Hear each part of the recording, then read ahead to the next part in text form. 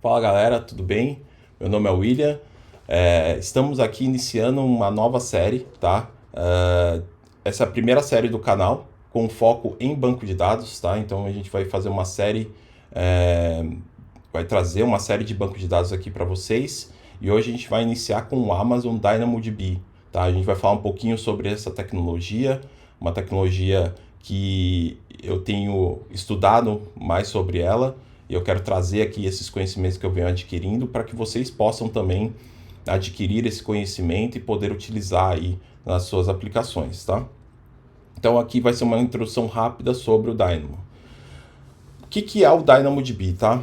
Falando rapidamente sobre a história, em 2008 a Amazon, né, a Amazon.com, na época, logicamente já existia a AWS, né, mas alguns engenheiros da Amazon se reuniram para fazer um paper sobre Dynamo, tá, falando sobre a necessidade de um banco de dados que escale muito para principalmente atender aplicações a nível de internet, né, da necessidade de escalar não só de forma regional, mas de forma multicontinental, né, intercontinental. Então, dada a realidade da Amazon naquele momento, um e-commerce que vinha crescendo cada vez mais, atingindo, já tendo problemas em termos de escalabilidade, eles desenvolveram, né, foi o primeiro banco de dados desenvolvido pela Amazon, tá? Então, é um banco de dados NoSQL, tá? Então, ele não é um banco de dados tradicional, como os bancos de dados relacionais, tá? E ele é gerenciado pela AWS. O foco dele é ter alta performance com baixa latência e escalabilidade automática, tá?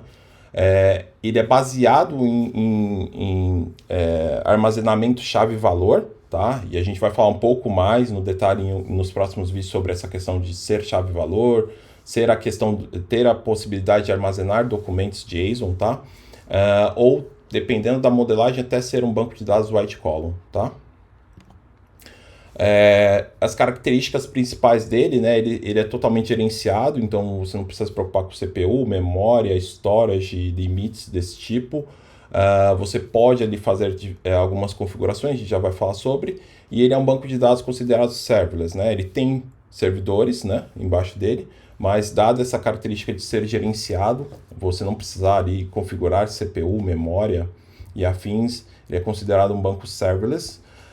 Ele suporta armazenamento de dados tanto estruturados como semi-estruturados, tá? Então você pode trabalhar com um esquema flexível. Ele também tem baixa latência, né? Se bem modelado, bem construído e as ações sendo executadas ali, dependendo da quantidade de dados armazenados e afins, é que você tenha uma latência abaixo de 10 milissegundos para qualquer requisição sobre qualquer escala. Então, sua tabela pode ter terabytes de dados ou petabytes de dados, ele vai ter uma boa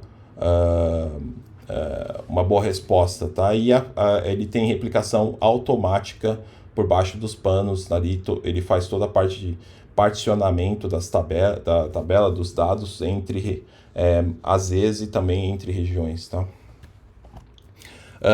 Os casos de uso comuns dele, né, como o da Amazon.com, que é um e-commerce, é um caso muito interessante, né? A gente tem a questão de catálogo de produtos, seções, parte de configuração, IoT, jogos, tá? Enfim, aplicações web que precisam de alta escalabilidade, tá? E uma grande quantidade de dados de forma eficiente. E quais são as vantagens, né? Toda a parte de escalabilidade automática, né? Você não precisa ficar criando novos nodes por baixo do pano, como réplicas de leituras, réplicas de escrita. Então ele tem ali toda a estrutura dele. Eu vou deixar aqui nas descrições do vídeo o paper do Dynamo, tá? Para vocês entenderem como que ele foi concebido em termos conceituais. Tá? Então, a ideia dele é que ele escala de forma automática. Ele tem um modelo de dados flexível, tá? Que a gente chama de schemas, mas que é interessante. Você pode ter várias linhas com colunas diferentes entre os itens, né, que a gente chama. que seriam as linhas de uma tabela de banco de dados relacional, você pode ter colunas diferentes, tá? Com tipos de dados também diferentes. Ele possui integração nativa com diversos serviços da AWS, como Lambda, API Gateway, Step Functions, entre outros, tá? Pagamento sobre... e a forma de cobrança dele é sobre demanda, tá? Então você paga por requisição e afins, ou você pode provisionar a capacidade de leitura e escrita dele, tá? E aí eu trago um pouco mais no detalhe, se vocês quiserem, essa parte de custos e afins, a gente pode simular algumas questões futuramente. Então é isso para esse episódio, tá? A ideia é ser de fato vídeos rápidos, né? De na média 5 minutos aqui, com conceitos, tá? Então a gente vai aos poucos, né? Episódio por episódio, falando um pouco mais sobre o Dynamo. A ideia é que sejam 15 episódios. E no próximo episódio, né, no próximo vídeo, modelos de dados, como funcionam as tabelas, chave primárias e os índices, tá? E é isso, gente. Muito obrigado. Considere se inscrever no canal se você curtiu, curta o vídeo. Se você tiver qualquer comentário, sugestão, tá? Fiquem à vontade para colocar aqui nos comentários. Valeu! Até a próxima.